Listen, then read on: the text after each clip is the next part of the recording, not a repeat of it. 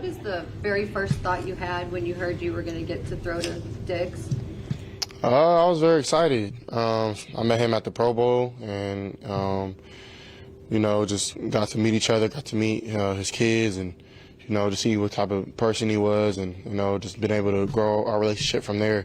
It's really cool just to be able to not only go from that scene to now him being a teammate of mine, and just really excited to get to work with him.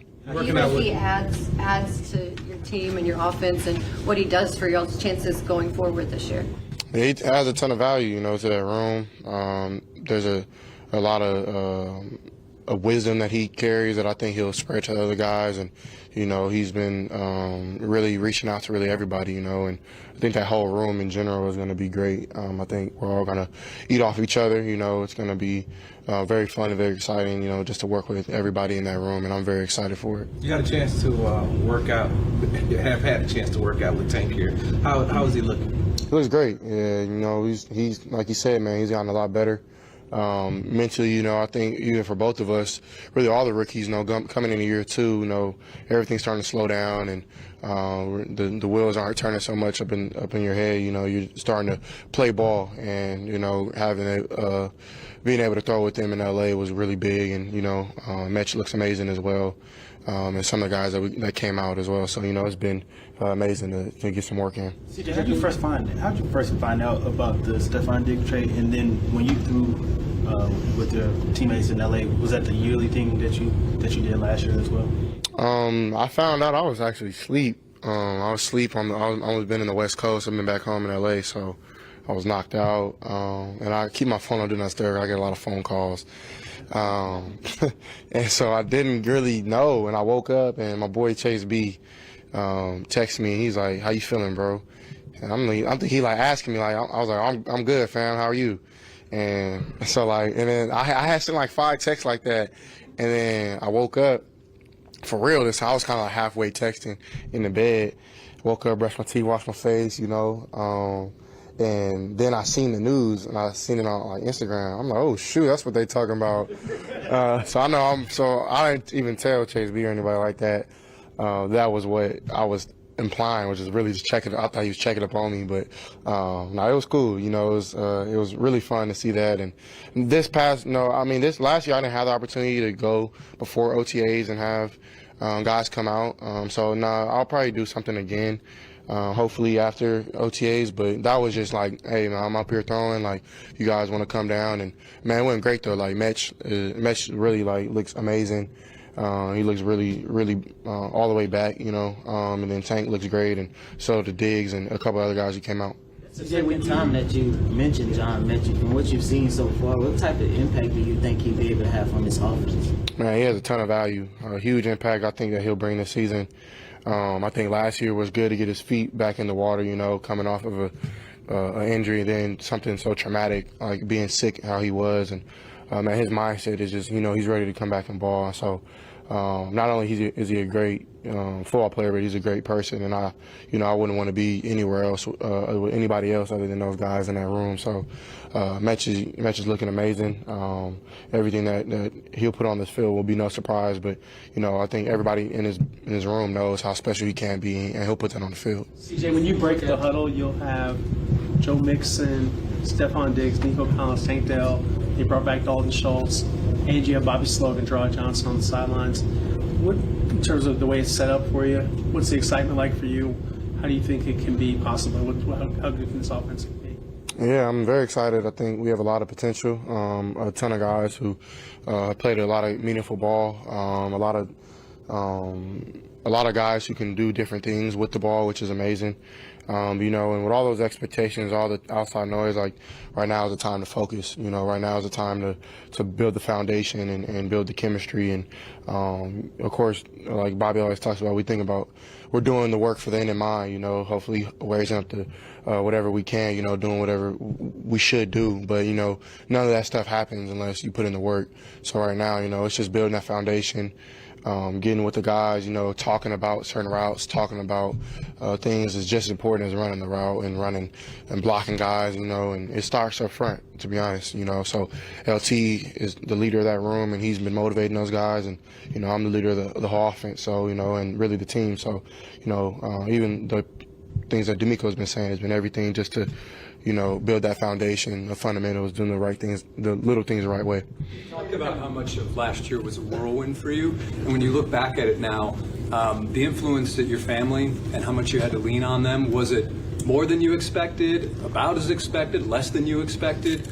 And obviously the relationship you have with your mom and how that came into play during your first season. Yeah, family, I don't really ever think it's too much or too little, it's kind of like how I grew up. I always have been with my family. They're my core family, so I love my family. They've been there. They would be here even without football, so I'm super blessed to have them and my mother. They've been amazing. And, my little dog Oreo has been kicking it with me the last couple of days. He's a toy poodle. He's 19 years old, so he's an old dog, and he's been kicking it with me. And hopefully he'll have another 19 years. But yeah, man, family's everything. It's been amazing to spend more time with them. I told my mom, this is the most I've ever spent time with my family since really like high school. Going to college, being in Ohio, I never really had that much time. So it's been amazing. You played in talented wide receiver rooms before. How did your time in Ohio State with some of the guys you played with then kind of help you now as you playing again with really talented guys who can really play make the way these guys are? Right. Yeah, it's football. You want to be, even like as I talk to those guys and the guys I play with in college. Like, it's not good to be the lone wolf. You want to have a team that, not even a team, but a room, not only of dogs and guys that can make you better, but guys you can compete with. And it's all friendly and love, out of love, the competition that we're trying to build. But like D'Amico always says, man, iron sharpens iron.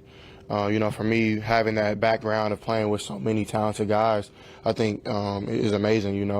I always tell my guys, man, if you're open, you're going to get the ball. So, and I pride myself on sitting in the pocket and making sure that those guys can eat, and it's up to me to make sure that those guys, get what they deserve and get paid and all those good things that come with having a successful year. So I'm really excited for that, and it's been, just the start of it right now, but, having that background of it has been cool. She was going. I'll go with you. What is your feeling about the Texans being named as having the first preseason game at the Hall of Fame game during the time where Andre Johnson's being honored as the first Texan in the Hall of Fame? That's a great question. I'm excited for Andre, man. Like, I'm super honored, to get to know such a legend, see how much of a good person he is and how down to earth he has been with me. He's been in communication. He'll call me after games and call me before games, see how I'm feeling. He's really around all the time, and it's just it makes you feel good to see a good person get what they deserve, and for us to be up there as a team and him be able to be around, and we're able to support him in that time. Super amazing. Hopefully a lot of us on this team will maybe have that honor one day, and but he deserves it completely, and I'm just super happy to be just knowing him, because I used to watch him as a kid, and so it's like night and day of like he is who you would think he would be, but even just a better person, so it's been really cool. You talk about the difference in how you feel this year as opposed to when you came in last year. You were always confident. Can you describe what's different after going through the whole NFL season and having the kind of season you had, how you feel now headed into year two? Yeah, I'm feeling great, it's a lot of learning things that I went through last year, and it was really good to be with a lot of young guys. We built that foundation, I felt, and now it's time to up it another scale. And for myself, that's just first and foremost being a leader, and then second, in my play. And I'm excited to. I think I got a lot better these past couple of weeks working with my guys out in LA. Now it's time to get better with my team and then go on and take every little step. And I think last year I wasn't able to do that much. I was meeting every team, going through offense after offense, and meeting a new coordinator, meet with a new head coach the next week, and then finally got here, and then everything just ramped up. So now it's like I'm coming to the same offense, and and, I get to slow down and really like get better at what we're trying to get done this next year. So, I'm very excited for that. Doing a story on top 30 visits. What do you remember most about your top 30 visit to the Texans last year? What stood out most? I remember the dudes that I came in with. I came in with Tajay Spears, and I'm blanking on my other guy's name. He plays guard for the Buccaneers. Went to North Dakota State. Cody? Yep, Cody. So me and Cody and Tajay was here, and it was really early in the morning. They picked us up, and we were together really the whole day. And I remember Nick made me he didn't make me, but no, it was actually DT.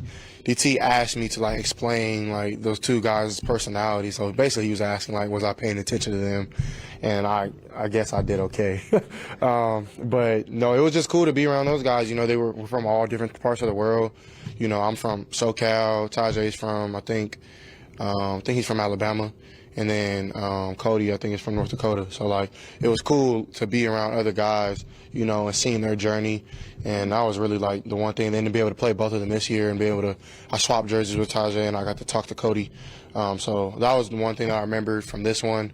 And just meeting with the coaches and stuff. It's kind of really, all broad, the same thing, what you do every team. But those guys really stood out to me. With Cole and Sarge. CJ, you and Will kind of hit it off immediately last year when you guys got drafted together, and then you get to win both accolades as offensive and defensive rookie of the years. Can you talk about your relationship and how it's expanded past this, and how he pushes you to be better and lead this offense the way that you push him to lead the defense?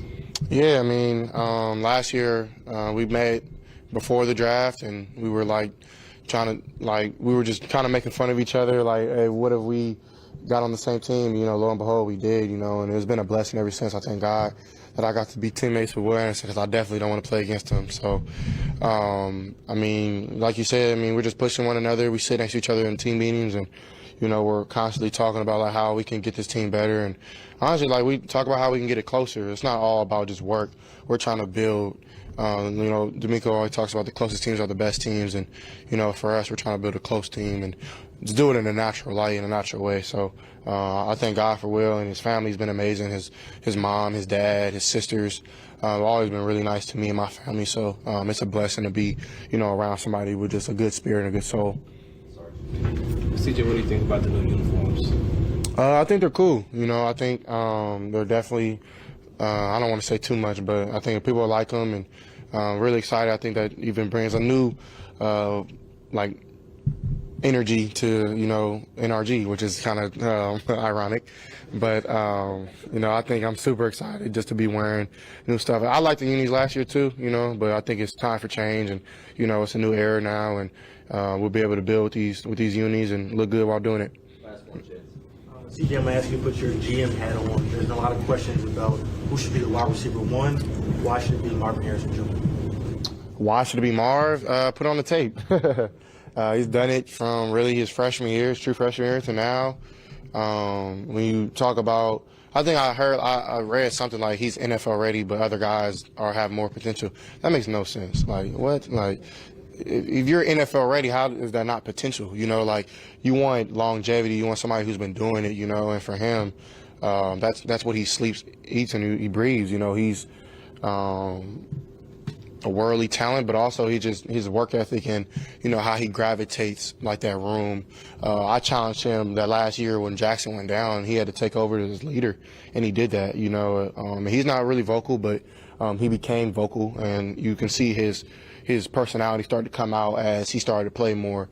And, for me, I think I would love to play with him again. I know I probably won't get that opportunity for a while. But, I'm super, super proud of him. And, man, who's up there, man, be smart. Don't be dumb. Don't think too hard. All right.